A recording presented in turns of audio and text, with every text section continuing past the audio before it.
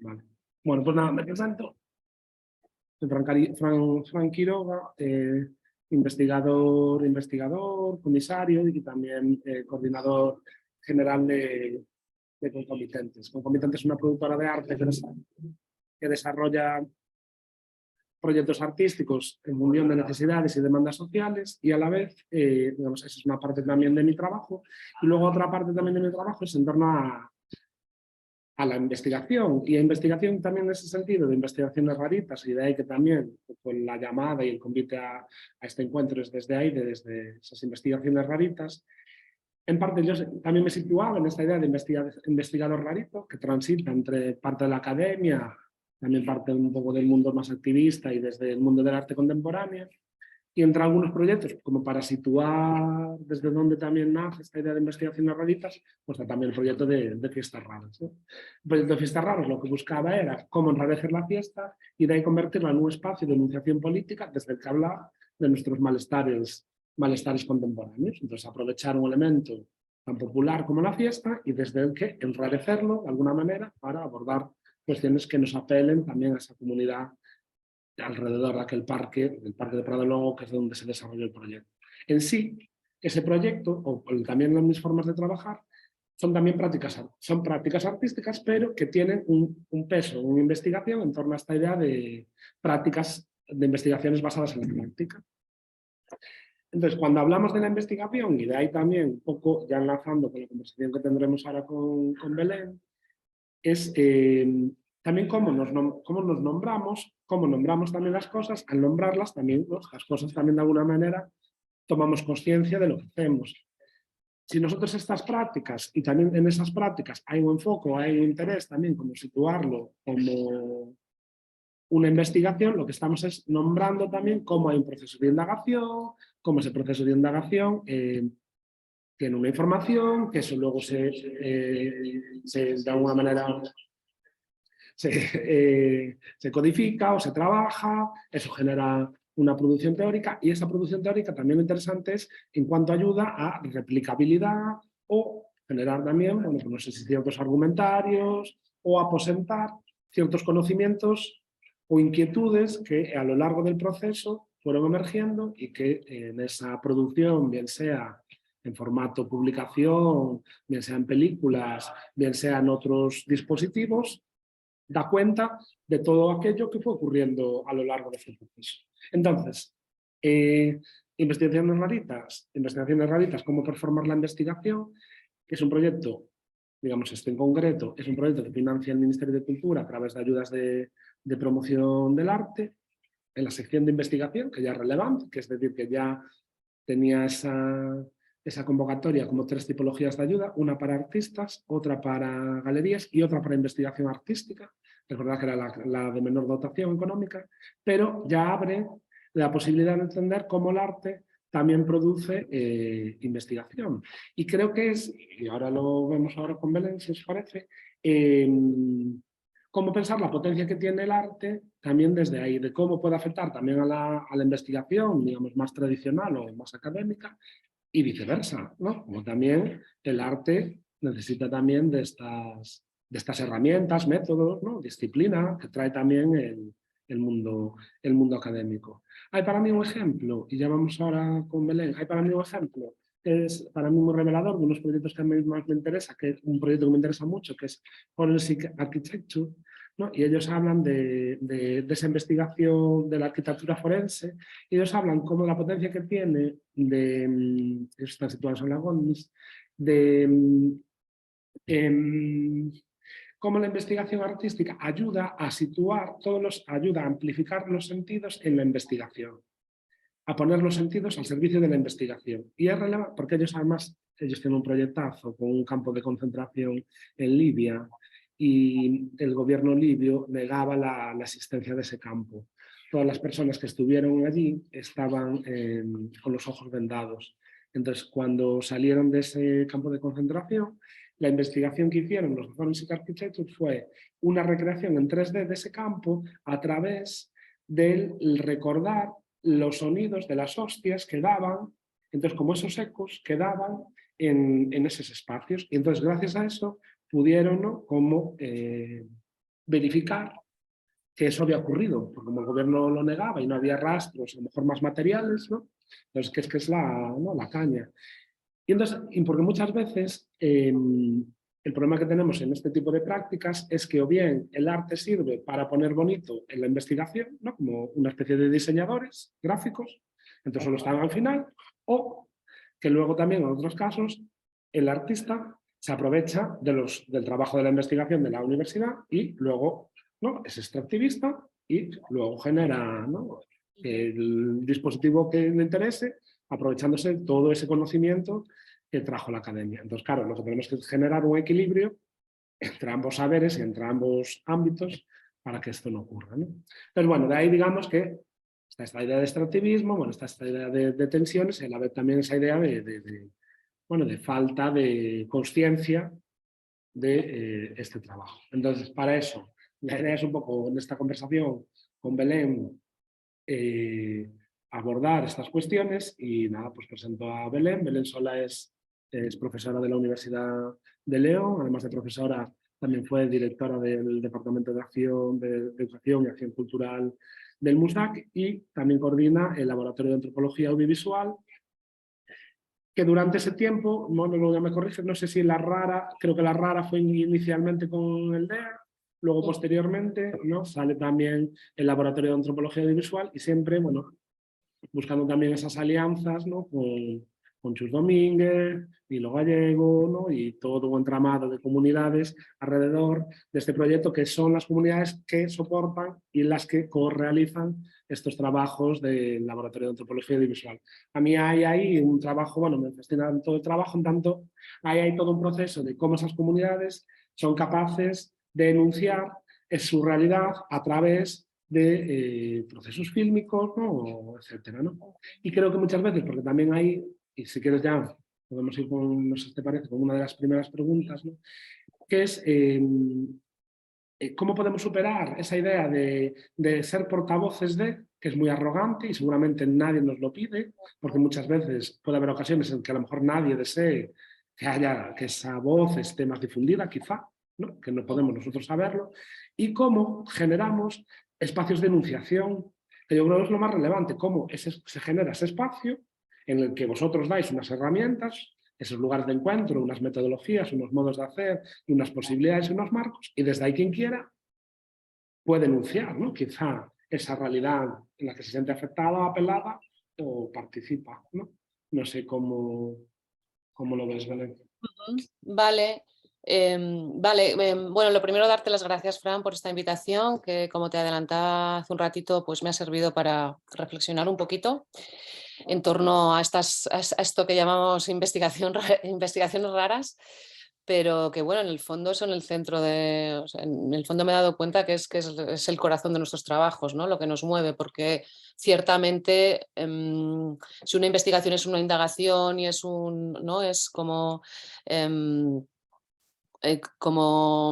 indagar para descubrir algo, para fomentar un conocimiento sobre determinada materia, pues a mí sin duda ha sido así desde el minuto cero, ¿no? En mi carrera profesional, porque un proyecto me ha llevado a otro, quiero decir, no han sido proyectos que se han quedado como actividades, ¿no? Hechas y sueltas, sino que, como vamos a ver ahora, o como tú has adelantado antes, la Rara Troupe, por ejemplo, funda todo un laboratorio de antropología audiovisual posteriormente, ¿no? Unos años después, o la Rara Troupe, ese proyecto que emerge en el 2012 en el Departamento Educativo del MUSAC, fue también la base para mi tesis doctoral en el 2015. En fin, entonces evidentemente hay una línea, hay una indagación, hay un encontrar indicios, ¿no? Que te van un poco como llenando, ¿no? esas piezas vacías del puzzle cuando estamos hablando de educación, arte, pero también estamos hablando de trabajar en comunidad, ¿no? De generar propuestas un poquito bueno, en cierta manera, no solamente de transformación social, sino también de transformación epistémica, ¿no? De realmente de qué estamos hablando cuando hablamos de arte, ¿no? De qué estamos hablando cuando hablamos de educación. Vale, todo esto un poquito para contarte antes de ir a la pregunta, porque me parece muy interesante hablar ya de crear espacios de enunciación, pero claro, para eso antes, o por lo menos en mi caso, voy a hablar desde mí, evidentemente, desde mi trayectoria, la primera persona. Claro, yo soy una persona formada en historia del arte y mis primeros años fueron, pues yo creo que como los típicos en una historia historiadora del arte, ¿no? Que sale con muchas ganas, pues no sé, de trabajar en una galería, en un museo, estaba muy, muy cerca de lo que es la conservación, me interesaba muchísimo la restauración y la conservación, todas estas cuestiones, ¿no? Entonces, esa trayectoria que me hizo pasar de ese lugar en los finales de los 90, principios de los 2000, de historiadora del arte, museóloga, conservadora, a de repente estar en el 2005 dirigiendo un departamento educativo, ¿no? Me hizo también dar un giro total sobre mi manera de entender el arte en general, ¿no? O sea, aquello que denominaba arte, o que cuando yo salí de la carrera, de la academia, siendo estudiante, entendí que era mi círculo, mi ámbito de acción, que eran los objetos artísticos, las colecciones, ¿no? Esas taxonomías también con las que ya sales. Yo además siempre me interesó muchísimo el arte contemporáneo, el arte más vanguardista y demás. Bueno, entonces ese primer giro, ¿no? También me hizo entender que había también otra manera de, o sea, que existía también, ¿no? Como otra realidad en la que a mí no me habían formado nunca, que yo nunca me había acercado, porque yo en principio tampoco venía de la práctica artística, de Bellas Artes, sino que venía de una carrera muchísimo más, ¿no? Pues sesuda, por así decirlo, ¿no? Más de codos, más de estudiar y de historiar. Entonces, al darme cuenta que el arte se puede llevar a la práctica y no solamente por los llamados artistas, sino que el arte puede ser una cosa mucho más cercana, ¿no? a las personas, pues ahí empezó a generarse en mí ese, o sea, yo fui la primera que me tuve que abrir ese espacio de denunciación desde otro lugar. Es decir, no, yo no soy aquí la que tengo que cuidar, curar o decidir qué es lo que los demás van a ver o no van a ver, sino que de repente se me abrió ante mí como un espacio de decir, no, pero lo chulo de esto, lo chulo de lo que estás trabajando, Belén, es que esto puede ser algo mucho más práctico y útil para todas. No solamente para, ¿no? para la gente que estamos trabajando en los museos, sino que esto realmente, si lo empezamos a normalizar en la vida cotidiana de las personas, es realmente una herramienta de vida, más allá de una herramienta de museos o una herramienta para historiar, ¿no? Entonces, para mí ese fue como mi primer descubrimiento. Yo también siempre he sido una persona, ciertamente, tengo que decir, como muy politizada, en el sentido de que todo me parece política en la vida, ¿no? Todo me parece que todo lo que hacemos pues tiene unas consecuencias. Entonces rápidamente vi que efectivamente, o sea, el estar en un lugar como más, bueno, más de decisión, ¿no? De decisión de cuáles eran, de cuáles eran las actividades que la gente tenía que hacer en ese museo, o las obras que tenían que ver, o los discursos que tenían que comprar, que escuchar. Bueno, pues que todo eso también estaba de alguna forma dando servicio a unos ciertos intereses que a mí cada vez yo cada vez me estaba separando más de ellos, ¿no? También estar en un museo y estar dentro del mundo del arte te permite muchas cosas chulas como las que yo he vivido, que es disfrutar el arte en su esencia con los artistas y trabajar con ellos muy codo a codo, pero también te permite ver toda la otra parte, la parte B, que es el mercado del arte, la cosificación de los objetos, la manipulación de los discursos, todo eso.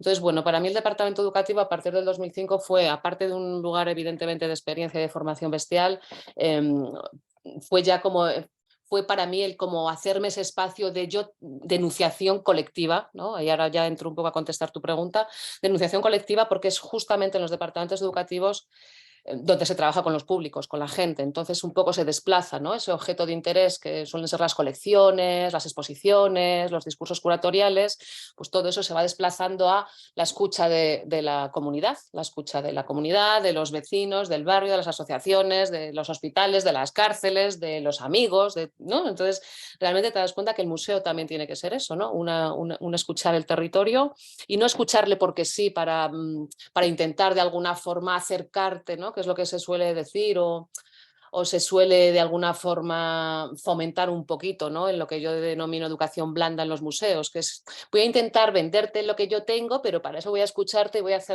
hacer que te guste. No, lo que voy a hacer no es que te guste o no que te... O sea, lo que voy a intentar hacer es que entre todas, entre las dos, ¿no? Seamos capaces bueno, por un lado, no cuestionar por cuestionar, pero sí de alguna forma, ¿no? Pensar si ese es el patrimonio que queremos, que pensamos que tiene la potencia, ¿no? para representarnos a todas, y si es así bien y si no lo es también, ¿no? Pero saber que nosotras también como sociedades, como comunidades, grupos, gente que nos organizamos también estamos dejando, ¿no? Tenemos capacidad de producir nuestras propias maneras de estar aquí.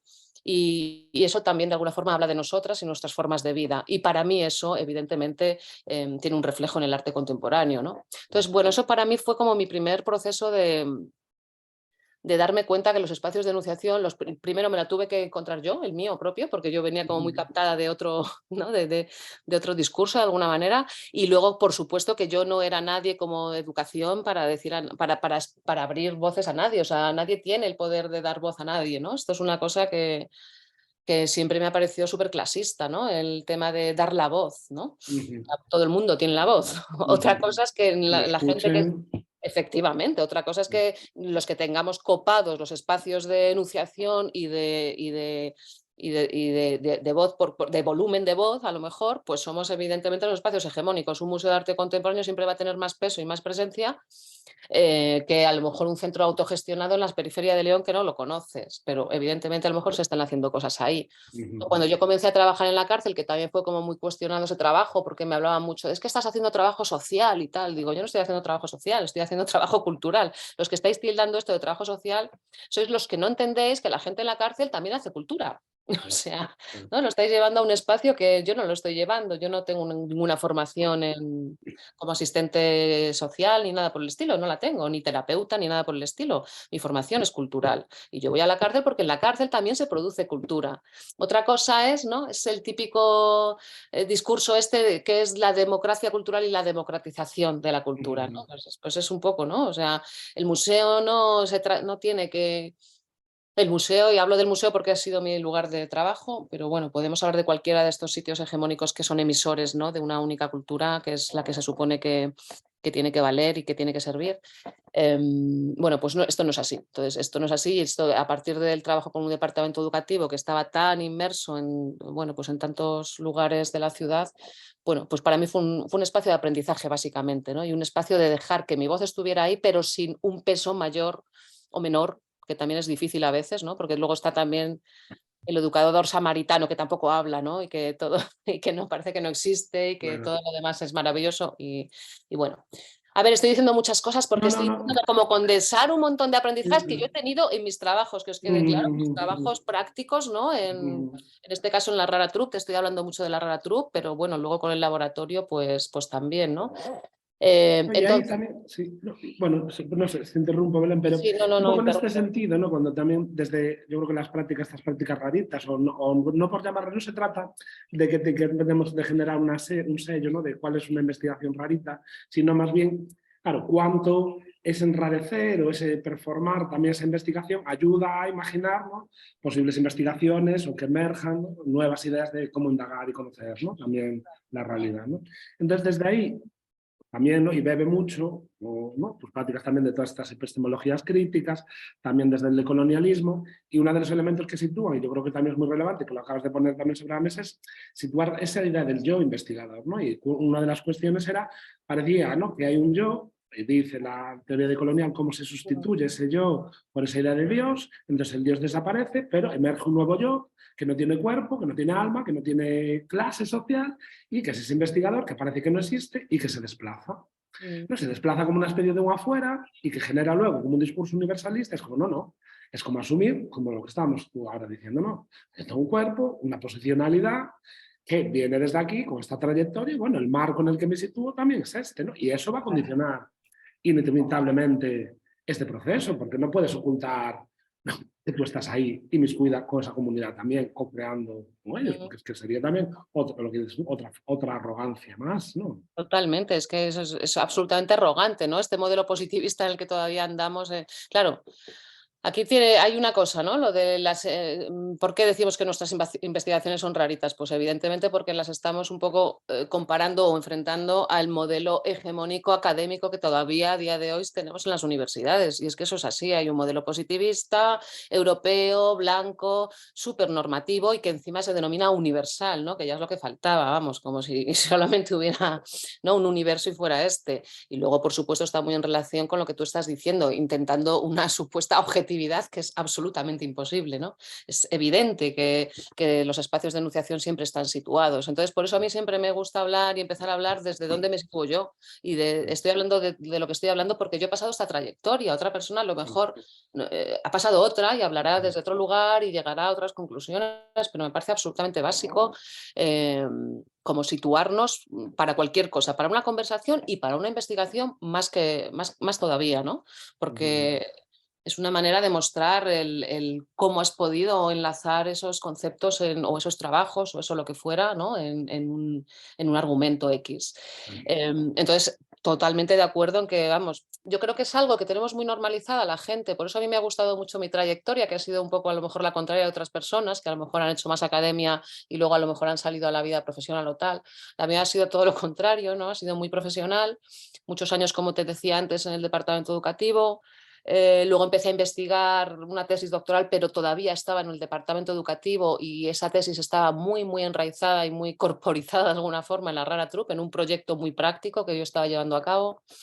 Luego me metí con la antropología porque enseguida me di cuenta que todas estas investigaciones no tenían tanto que ver con la historia del arte o tal, o con, ¿no? con la investigación objetual o de los procesos de creación de artefactos o de obra, o al menos no tan solo, sino que había otras cosas ahí que se nos estaban perdiendo, ¿no? Que era cómo se van estableciendo relaciones sociales y que esos espacios tanto de creación de esas relaciones, porque en este tipo de proyectos se crean muchas veces estamos creando, ¿no? Estamos dando forma a nuevas composiciones humanas e inhumanas, pero bueno, por hablar un poco más de la antropología sociocultural, bueno, pues relaciones humanas o de grupos humanos. Entonces enseguida empecé también a investigar y a meter en mis investigaciones líneas de trabajo que tenían que ver con la antropología. Y luego de ahí pues salgo del museo y de repente pues bueno, me encuentro con la universidad y digo, bueno, pues he hecho un poco como el trabajo inverso, ¿no? De una práctica que ahora estoy intentando de alguna forma volcar en la universidad, ¿no? Entonces digo todo esto porque creo que puedo hablar desde ahí y puedo hablar sobre todo de una experiencia que tiene mucho que ver pues, con grupos pues antes tú has nombrado, ¿no? Pues de colonial, feministas, queer, o sea, en fin, que he estado como muy en contacto con muchas corrientes de pensamiento que me han abierto todo esto, ¿no? Animalistas, o sea, muchas, ¿no? Pero que a lo mejor la gente que está en la academia no está con el contacto con estas nuevas corrientes de pensamiento. O si lo están, desde luego, a veces lo que ocurre en la academia es que se quitan. Una de las cosas que tiene este tipo de investigación blanca, que yo llamo, o hegemónica, es que te obliga a limpiar, ¿no? Entonces, a quitar, ¿no? Ese rollo de pureza, ¿no? Yo estoy investigando en este es mi campo. Entonces, te obliga mucho a meterte en la selva e ir con un machete quitando cosas. Y precisamente la gente que venimos de la calle, ¿no? Que venimos de fuera, o yo por lo menos mi trayectoria ha sido absolutamente la contraria. Yo lo que he hecho es meter cada vez en mi herbario más plantas, más hojas, más flores, aun sin saber lo que eran, pero no quería que se fueran porque me las estaba encontrando. Entonces yo según me encuentro las cosas, ¿no? Las voy metiendo ahí en la mochila. Luego ya veré cuándo las saco, ya veré para qué me sirven, ya veré con qué las puedo relacionar. Pero creo que es una práctica de investigación que ponemos en marcha mucha de la gente que estamos realmente en las prácticas, ¿no? Por eso yo soy absolutamente una firme defensora de la práctica, ¿no? Y vamos, que ahí podíamos ya enlazar con tradiciones también de otros antropólogos, ¿no? Y Bourdieu, Giddens, mucha gente que pone la práctica en el centro. Y yo me aferro mucho a eso, ¿no? Y creo que una de las cuestiones que me parece que se está olvidando en la investigación como más clásica es esta, ¿no? La necesidad de embarrarnos, de ensuciarnos, de ser más bizarros, de dejar precisamente, ¿no? que los ámbitos los ámbitos se mezclen, ¿no? Y cuando hay tanta limpia, pues te quitas muchas cosas, te quitas mucha riqueza en la investigación. Sí, sí. Y desde ahí cuando se habla también de esta idea de la honestidad con lo real, ¿no? Que hablaba Marina Garcés, ¿no?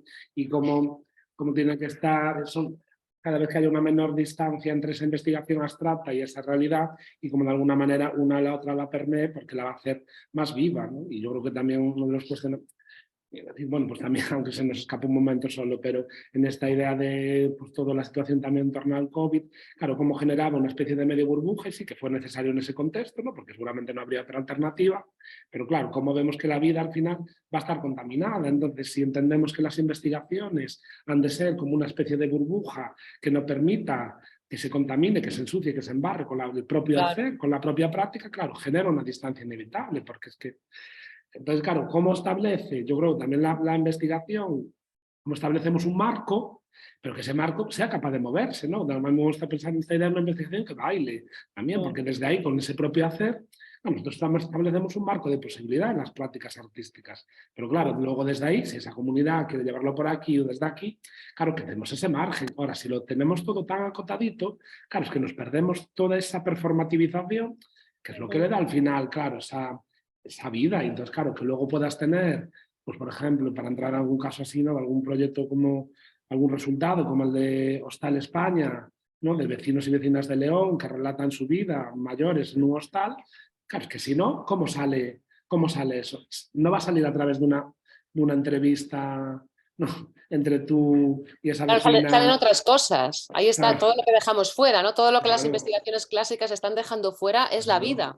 Y por eso a claro, mí me parece tan interesante el también hacernos la pregunta de ¿para qué investigamos? ¿Por qué y para qué? No solamente el cómo, que está claro que las investigaciones raritas son raritas y ahí podíamos hablar de metodologías y demás, sino para qué lo hacemos, ¿no? O sea, que creo que esto también es una reflexión que mucha gente nos estamos haciendo ya aquí a puertas de la sexta extinción esta de la que hablan, ¿no? Y dices, o sea, si nos ha llevado el desarrollismo, el positivismo, esta ciencia que nos prometía tanto, ¿nos está llevando a esto? O sea, yo no quiero contribuir a ese tipo de investigaciones, ¿no? Que lo único que hacen es meternos prisa, darnos datos cuantitativos para producir más qué y para qué, ¿no? Entonces, yo creo que aquí un parón.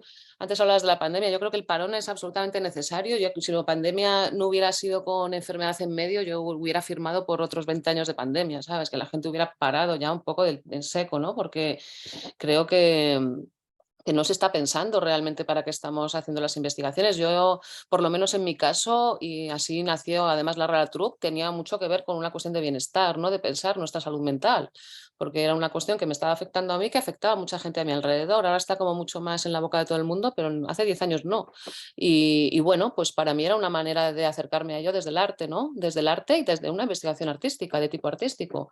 Y a día de hoy ahí está la Rara Troupe. Y a día de hoy la Rara Troupe ha dado no solamente lo que la Rara Troupe produce, sino, pues como te he dicho antes, pues el propio Laboratorio de Antropología Audiovisual. La Rara Troupe me ha dado una metodología de trabajo, nos ha dado una metodología de trabajo y luego se ha bifurcado en un montón de proyectos que hay mucha gente, pues está ahí Alfredo Escapa, bueno, Chus Domínguez, por supuesto, que es con el que yo creé todo, pero que somos personas que estamos utilizando las metodologías de la Rara también en nuestras investigaciones y nuestras propuestas personales, ¿no? Entonces, para mí eso es un proyecto real de investigación, pero que está muy asentado en el por qué hacemos las cosas.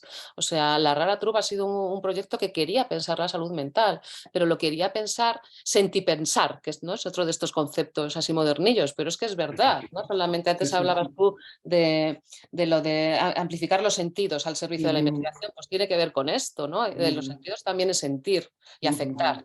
Entonces, para mí esto es algo absolutamente imperante, hay que meterlo en nuestras investigaciones, porque si no estamos pendientes de nuestro bienestar, de nuestros afectos, de nuestra salud, pues poco lo vamos a ser empáticos con la salud de nuestro planeta, ¿no? Aquí entraríamos ya también en un tema más ecosocial y demás, pero bueno, tiene que ver con esto, ¿no? O sea, es evidente que o al menos yo me gustaría pensar que mis investigaciones contribuyen a hacer, no sé si es un mundo mejor, queda un poco fofo, pero bueno, sí, pues mejores maneras de vivir juntas, de relacionarnos con nuestros entornos, de respetar la biodiversidad, en fin, estas cuestiones que son muy básicas, son de primaria, pero que es que no se hacen, ¿sabes? Es que no se hacen, es que luego se hacen investigaciones que lo único que te están diciendo es cómo producir más material de no sé qué o cómo conseguir más personas que consuman no sé qué producto, o sea, es alucinante. Esas son las investigaciones positivistas que se están produciendo en muchas ocasiones. Hombre, evidentemente muchas otras no, gracias a Dios, están haciendo investigaciones muy potentes y muy interesantes también que buscan un poco el bien común.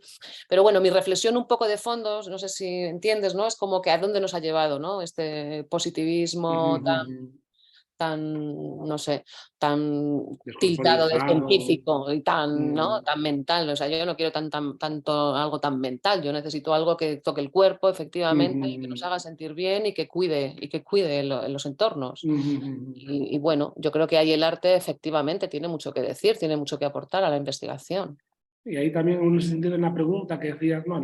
Bueno, en el para qué, claro, ahí si pensáramos quizá, porque la Rara Troupe, estamos hablando de qué tiempo más o menos empezasteis con este proyecto, con la Rara. 2012. Entonces quiere decir que ya nos permite también seguramente cierto visión, ¿no? A largo plazo, y además de esas derivadas que salen de ahí, que emergieron Sí, inesperadas, ¿no? Como generar un lab, otros procesos que se deberían. ¿Tú sí. crees, y sin generar una grandilocuencia en la pregunta, ni la respuesta que no es necesaria, en tanto, ¿crees que eso generó agencia a las personas que participaron? ¿Crees que de alguna manera Agencias. agencia? Bueno, Sí. sí, a ver, este tipo de propuestas o yo las intento siempre plantear como espacios de enunciación para todas las que estamos ahí. Y bueno, esto en el lab lo tenemos como más, no sé si estudiado, pero sí recogido de alguna manera y vemos que, claro, que provocan agencia. Provocan agencia. Aquí ya hay una relación en la investigación, yo ahí lo que miro es como un trío, ¿no? Que se da ahí, ¿no? Una tríada que se da ahí entre la obra que estamos creando, las relaciones entre nosotras y lo que se produce a nivel intersubjetivo, ¿no? También hay una cuestión como muy interesante que va un poco emparejada en la creación de la obra, porque yo siempre hablo de, bueno, yo siempre hablo como buena educadora de la importancia de los procesos y luego tengo al lado como buen artista Chus Domínguez de la que habla de la importancia de la obra final, de que la peli que hagamos Que también tenga evidentemente un peso, ¿no? Y bueno, pues una formalización estética que nos interese y tiene absolutamente, y yo con los años esto es una cosa que he podido comprobar, ¿no? Yo creo que ahí por eso Chus y yo hemos hecho un buen equipo de investigación en ese sentido, porque nos hemos sabido como nos hemos entendido muy bien y creo que yo me he puesto mucho en su lugar y he podido entender cómo era importantísimo, no ya no importante, sino importantísimo que nos sintiéramos orgullosas de las producciones artísticas como tal, porque eso es precisamente lo que luego puede provocar la agencia, Fran, también, ¿sabes? O sí, sea, tú absolutamente. vas con la cara muy alta presentando Una mana perfecta o presentando Libertad o presentando Putamina, ¿no? Y eso, de alguna forma, o sea, te identificas con la pieza que tú has hecho. Y eso, o sea, que la pieza en sí, no, para mí no es el trabajo, es cierto, pero es parte fundamental del trabajo. Si no está esa pieza, ¿no? Todo lo demás no se sostiene, de alguna manera. También es cierto que si todo lo demás no existe, o sea, si tú Eso no no puedes ocurre. ir tejiendo, ¿no? Un grupo con una confianza, un espacio de confort entre nosotras, pues también es muy difícil llegar a la pieza, ¿vale? Pero sí, son como espacios que se interrelacionan y que dependen un poco uno del otro. Y a mí esto me ha parecido como algo interesante después de venir pues eso, de una tradición educativa donde todo el peso, casi todo el peso se le está dando al proceso, ¿no? Y al final terminas con un montón de materiales que vas haciendo en talleres, vas documentando las charlas, vas haciendo evaluaciones, pero son siempre cuestiones que se quedan mucho en la confección de los grupos, ¿no? Y a veces cuesta mucho más llegar a lo mejor a esa pieza, a esa obra que hemos hecho conjuntamente. Pero es que esa obra o esa pieza que hacemos conjuntamente o ese audiovisual, en el caso del lab, es de alguna forma lo que permite generar esa agencia de la que hablamos, ¿no? De decir, joder, es que somos autoras de esto nos ha... Y no porque seamos, o sea, porque ser autoras de esto significa haber pasado por un proceso de aprendizaje y de agenciamiento y de, bueno, sí. Y ahí, ¿no? Y cuando se habla, ¿no? Del arte, de si es que es el arte, ¿no? En esta idea de, bueno, que el régimen de lo sensible, ¿no? Y como también, yo creo que a mí me gusta mucho de Rancière ese, cómo ha de combinar ese programa estético, ético y político. Yo creo que en ese equilibrio es donde está, digamos, esa, no sé si esencia, que no vamos a ser esencialistas, o aquello que podemos pensar también como arte, ¿no? Que tiene esa capacidad de equilibrar, ¿no? Esa potencia estética, pero que a la vez haya un proyecto político y luego una realidad ética, claro, cómo hay una devolución con las comunidades, cómo se genera ese diálogo, quién entra, quién sale, no sé, bueno, digamos todas estas cuestiones, ¿no? Entonces, no sé si te parece, Belén, podemos poner a lo mejor un pequeño fragmento ahí que tengas y así también nos permite ir ilustrando pues, alguno de Vale, bueno, estos. tengo muchas cosas, no sé por dónde a lo mejor... em, a ver, tengo diferentes, yo traía como diferentes investigaciones muy distintas precisamente para que viéramos un poco, pues desde mi tesis doctoral, que es la Relatrop Research, pero bueno, esa yo creo que luego os dejaré el enlace por si a alguien le interesa un poco meterse ahí para contaros un poco que lo que conseguí encontrar para poder salvar esa tesis en la universidad fue la ortografía, que la ortografía no sé si conoces, pero bueno, es una de las múltiples o de las muchas metodologías de investigación basada en las artes, las IVA que se llaman, ¿no?, en la universidad.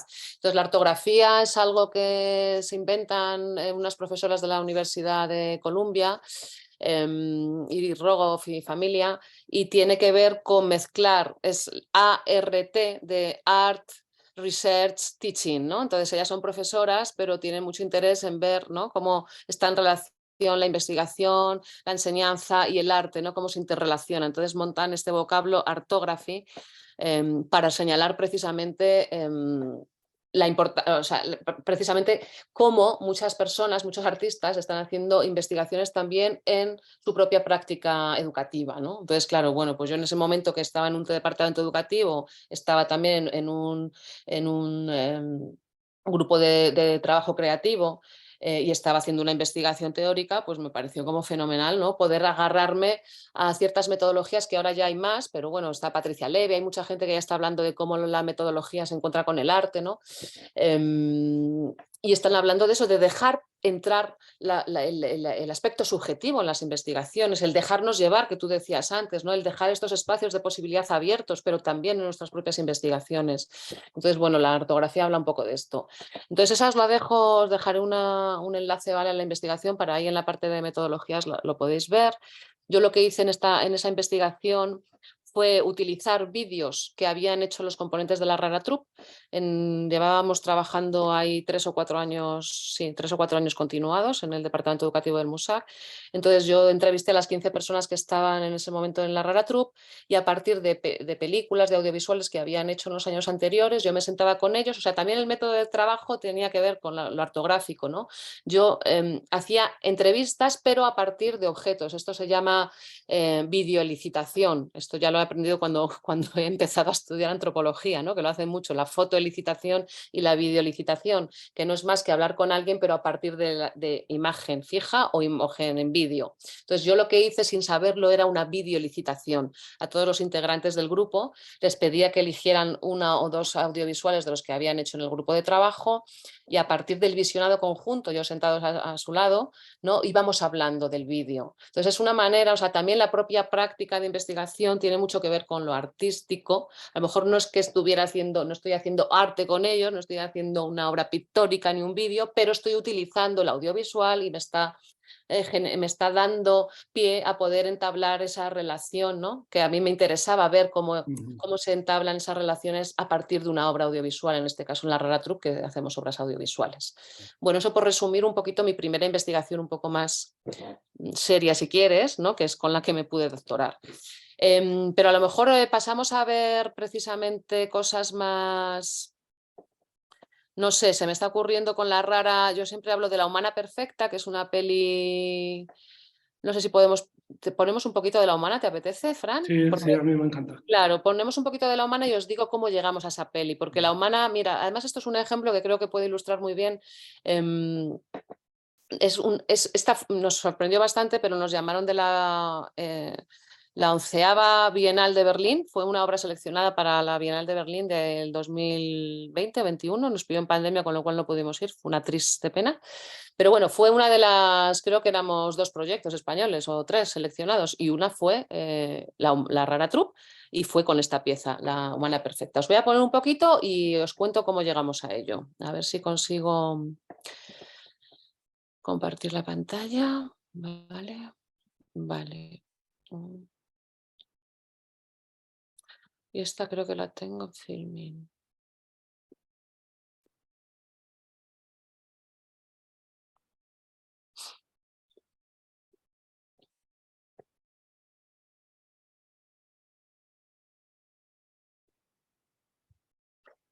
Bueno, os voy a poner un poquito, pero el que tenga Filmin pues la tiene entera aquí. Ver ahora, a ver. Esta Belén estaba basada también en una Sí, es un película anterior, remake. ¿no? ¿Vale? Sí, sí. Ahora os cuento. ¿Ves la pantalla, Fran? Sí, pero dale a compartir la pantalla completa, que se la vemos mejor. Sí, Ah, ahora creo que sí. ahora, ¿no? Vale.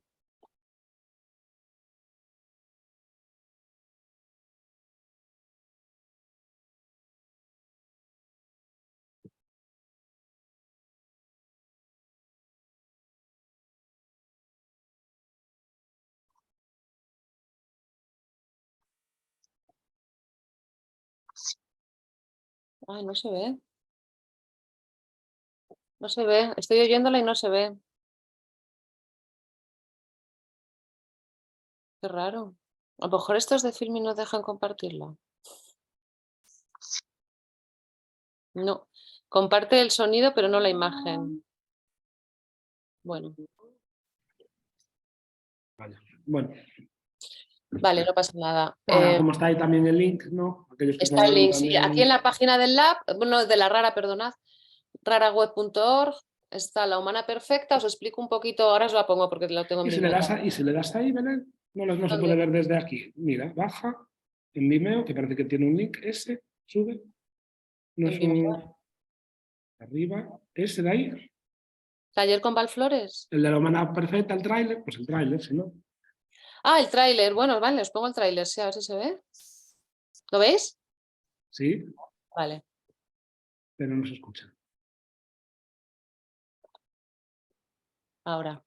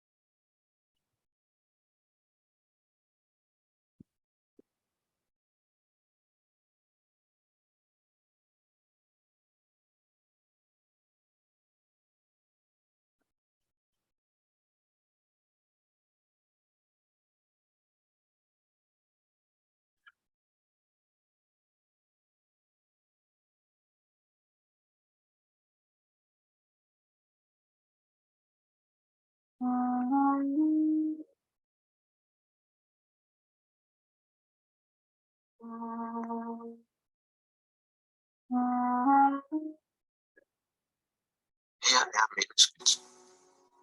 Her er mennesket. Her er det perfekte menneske. Vi skal se det perfekte menneske i funktion.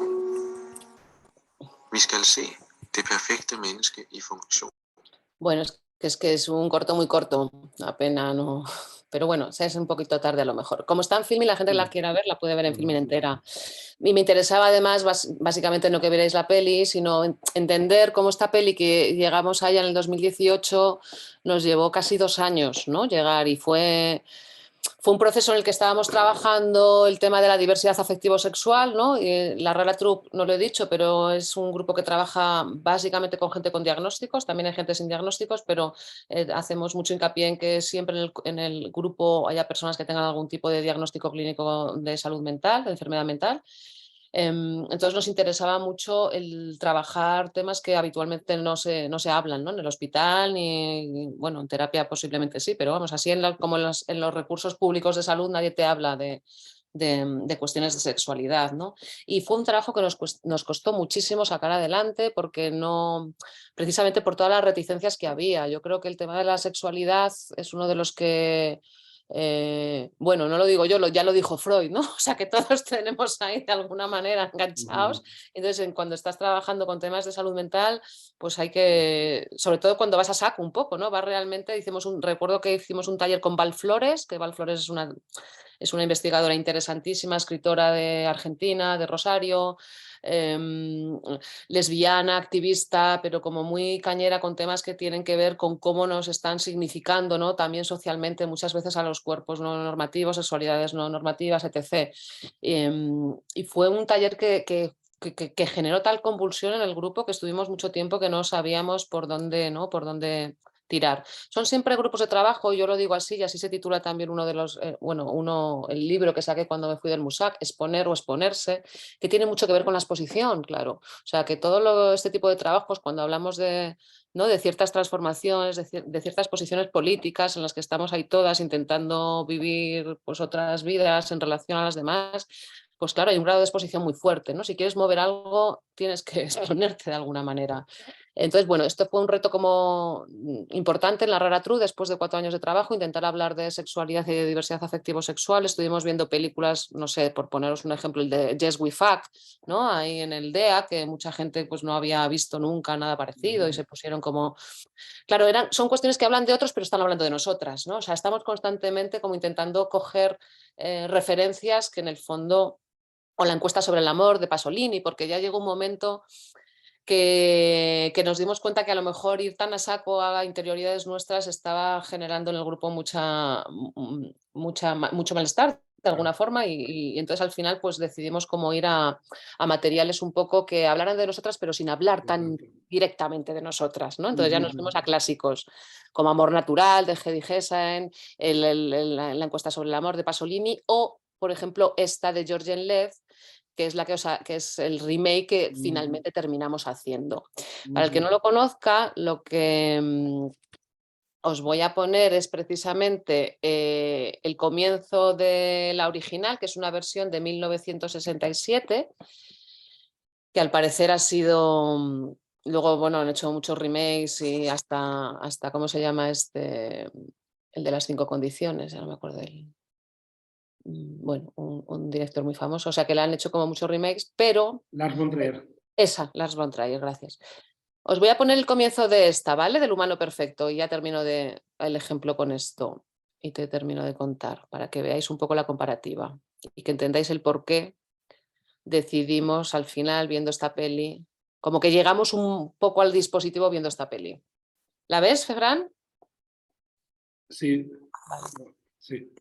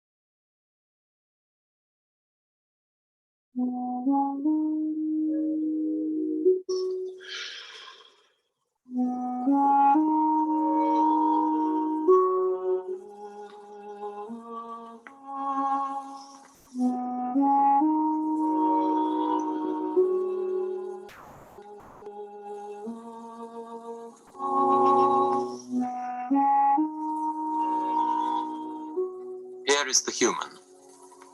Here is the human. Here is the perfect human. We will see the perfect human functioning.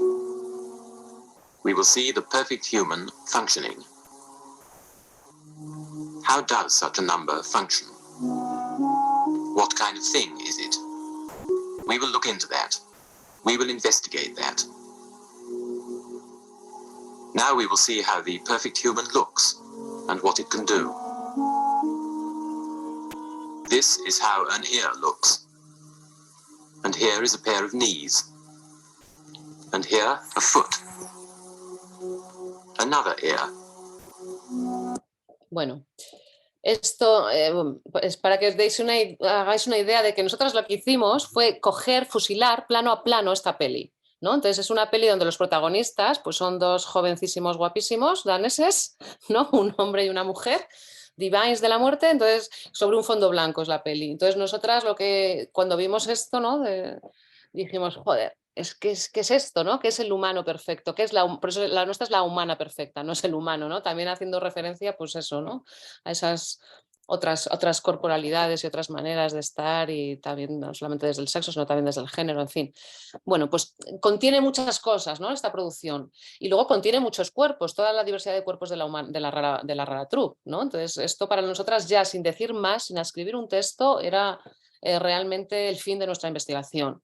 Llevábamos 2 años haciendo talleres, haciendo diversos, ahí en la web están colgados. Fuimos también a crear, hicimos como pequeñas piezas de sonoras también a partir de escritos que habíamos hecho. Intentamos hacer entrevistas a gente de fuera, ¿no? Trabajando sobre el tema de la sexualidad, hasta que nos dimos cuenta que efectivamente estábamos huyendo, ¿no? De problemáticas que nos afectaban a nosotras. Entonces, cuando llega esta peli a la mesa de la rara, que la trajo Chus, dijimos, joder, aquí está, ya está. Esto es lo que tenemos que hacer, tenemos que fusilar esta peli, pero ponernos nosotras, ¿no? O sea, vamos a hacer una performance con esta peli y nosotras somos la humana perfecta, ¿no? Y bueno, para mí simboliza esto, el fin de una investigación de 2 años donde estuvimos haciendo muchas lecturas, revisando muchas películas, generando muchos materiales, como te digo, con la cámara, pero que no nos estaban llevando a ningún lado hasta que por fin cae esto, ¿no? Pero cae esto, como digo, pues después de tiempo, ¿no? Entonces, para mí eso también es un ejemplo de cómo investigamos en la Rara Troupe.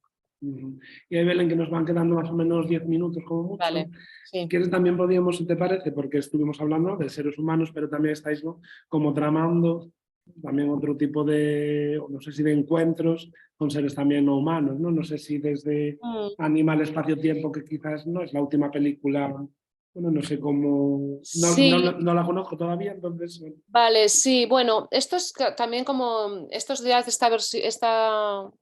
este lugar en el que estoy últimamente como más preocupada por una antropología experimental, como no, yo siempre la coletilla experimental siempre la pongo porque así nadie me ataca de que esté haciendo antropología o no, ¿no? Igual que arte, ¿no? Yo estoy experimentando con las cosas, me interesan, leo, estoy en ellas, pero jamás pondría la mano en el fuego diciendo que estoy haciendo investigaciones académicas, antropológicas, ni nada por el estilo, ni lo pretendo, por supuesto, ¿no? O sea, es más, me gusta más estar como en ese lugar intermedio de que hago, creo o me gusta pensar que estoy haciendo investigaciones de tipo etnográfico, antropológico, pero también artístico, pero también, bueno, pues también de otro tipo, ¿no? También creo que tienen que ver con otras maneras de entender la educación y el estar con las comunidades, con lo cual, precisamente es en esos lugares liminares o intersticiales entre ámbitos de conocimiento diferentes donde yo me siento a gusto.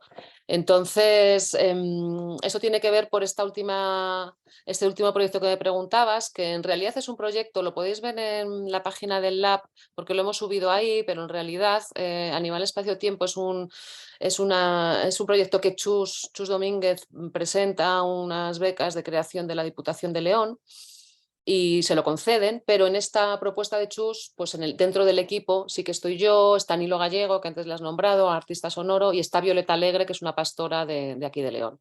Entonces, bueno, somos un equipo de 4 personas y el tipo de investigación, a mí me invita para hacer la investigación artística y yo en realidad, pues ahí pues le echo un poco de morro y en vez de hacer una investigación artística a lo mejor más, no sé, siguiendo sus procesos de creación, ¿no?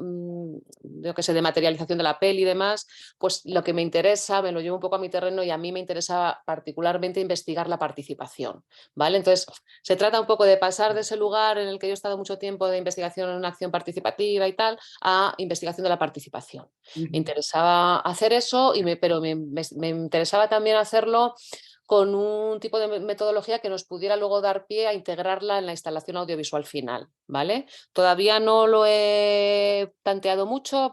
Mira, a día de hoy está expuesto en el ILC, en el Instituto de Leones de Cultura, esta pieza, esta instalación, y bueno, mi investigación al final he decidido solamente por unos fragmentos de la conversación con unos cascos, pero bueno, no desestimo que a lo mejor a futuro pueda ir sacando algunas categorías de la investigación y puedan formar algún tipo de mapa que acompañe la película de Chus y la pieza sonora de Nilo, ¿no? Entonces, nada, os voy a compartir ya para acabar, que queda poco tiempo, si quieres, te comparto la página para enseñarte un poquito, luego si el que quiera navegar que navegue, pero te la enseño mínimamente, a ver. Y ahora, ¿por qué no me deja compartir, Fran? Ahora no veo compartir. Ah, compartir, aquí estoy. Vale, perdón. A ver.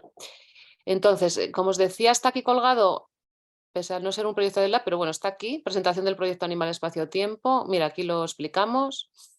Aunque no se trata de un proyecto específico del Lab, ha participado el equipo del mismo y se ha trabajado en gran parte desde los enfoques del que plantea el laboratorio, efectivamente. Entonces, aquí pinchamos, está ahora mismo, aquí hay un still de la peli y aquí está el enlace a la investigación que yo he hecho, ¿vale? Entonces, aquí lo que tengo es, bueno, acercamiento al proceso de creación, ¿no? A mí lo que me interesaba era ver cómo trabajábamos 4 personas que somos, pues eso, Violeta, que es la pastora, Nilo, Chus y yo. Entonces, tengo como fragmentos de... trabajando. Espera, voy a... tengo fragmentos de las conversaciones, ¿no? Del por qué estamos aquí, qué categorías van sacando, qué nos interesa a cada uno, cómo empezamos a imaginar juntas. Luego las primeras grabaciones, aquí tenemos un poquito, haciendo esta videolicitación sobre las grabaciones. Esto es algo que hacemos mucho en el lab. Según vamos grabando, luego siempre esos materiales les ponemos en conversación con las comunidades con las que trabajamos y hablamos sobre ellos, que son siempre espacios de toma de datos súper jugosos. ¿Cómo lo vamos a montar? Algo que, ¿no? Que siempre nos preguntan, pero luego ¿esto quién lo monta? Esto lo monta siempre Chus, ¿no? Tal, y digo, bueno, lo monta Chus, pero pasa por un proceso previo, ¿no? De muchísima negociación y de muchísima escucha. Y aquí es precisamente donde encontramos estas categorías, ¿no? Como importantes, ¿no? De cuáles esos vínculos afectivos que se van generando, cómo se define la cuestión de la autoría, en fin, los tiempos, bueno, siempre como cuestiones como muy repetitivas en los procesos colaborativos, pero que hay que tener en cuenta y hay que seguir, ¿no? Por eso te decía antes que cada investigación también es un aprendizaje para la siguiente y te va dando pistas para la siguiente. Una prueba del montaje final. Mira, aquí si quieres ver un poquito una prueba, la ves.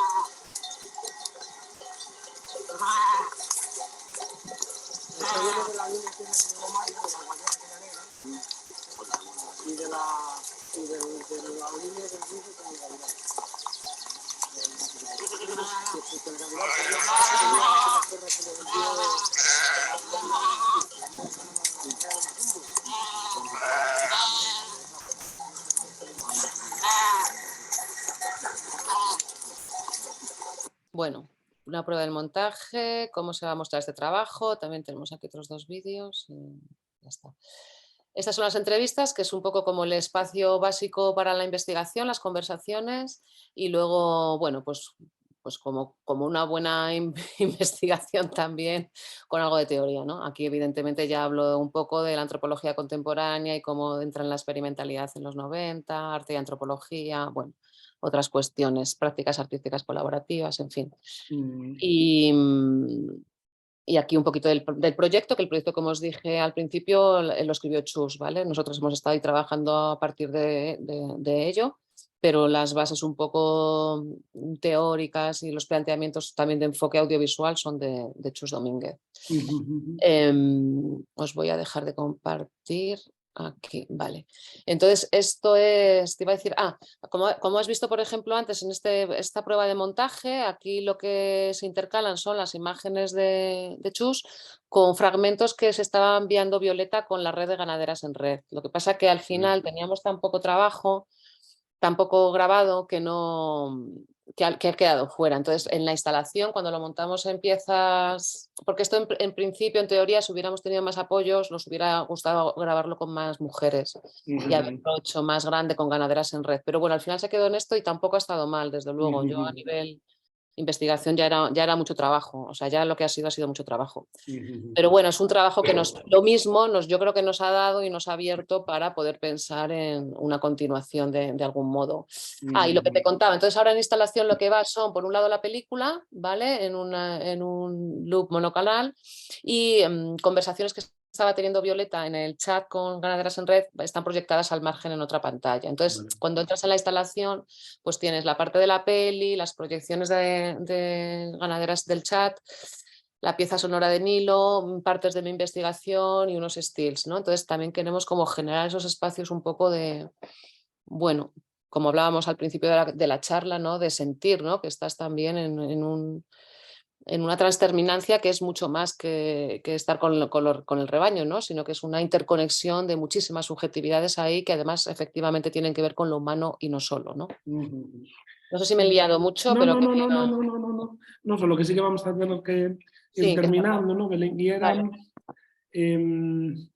también como en ese sentido de tomar conciencia de esa investigación y de la relevancia que tiene la investigación, porque aún en muchos foros hablando también cuando se hace arte o cuando se presentan, a proyectos o convocatorias, no, pero presentamos proyectos y luego esa parte de investigación la metemos como en la coordinación, ¿no? Porque parece que no hay una área o un bloque, ¿no? Hay una producción de vídeo, hay un montador, hay un técnico, etcétera, y parece que la parte de investigación no sabe dónde se mete, entonces queda como la coordinación y se tiene que meter ahí, ¿no? Y yo creo que si lográsemos mayor consciencia también del papel que tiene, de la relevancia que supone esa investigación, de alguna manera permitiría atender a estos procesos que tengan, bueno, también una dotación pues, económica mayor, porque hay una relevancia, digamos, que sustente también este tipo de apuestas, ¿no? Entonces, por eso creo que es relevante también situar esta idea de investigaciones raritas y para como ir cerrando también, bueno, en cuanto supone la amplificación y de poner los sentidos o el cuerpo también al servicio de la investigación y cuánto eso ensancha, como estuvimos viendo ahí, ¿no? Y cómo hay múltiples formas, ¿no? Y para aquellos que estuvimos de alguna u otra manera también en la academia, que tienen, ¿no? Como un camino muy encorsetadito, como ese ampliar desde ahí nos da todas estas posibilidades que vemos aquí, ¿no? Que vimos y que, bueno, que seguiremos viendo. Entonces, nada, vamos, darte las gracias, Belén, como siempre. Animarte a que Espacio Animal Tiempo también venga aquí a Santiago y aquí el gabinete lo tienes también para vosotros. Y bueno, que siempre es un placer, ¿no? Compartir tiempo contigo y ojalá sea muchas veces más. Y mira que teníamos miedo de que no nos diera a ver de qué íbamos a hablar. Y llevamos más de una horita y nos quedaban para 2 horas más, ¿eh? Sí, tenía proyectos para 2 horas más. Pero bueno, ya te dije al principio de la charla que me ha provocado, ¿no? como mucho interés también convocarme desde este tema y creo que efectivamente a lo mejor tenemos que plantearnos tú y yo escribir un artículo sobre esto. Sí, pues sí, Belén, la verdad es que sí. Ya lo veremos. Muy bien, pues quedamos así. Quedamos así. Vale, pues apagamos la grabación y nada, agradecer y que nos vemos al resto. Venga.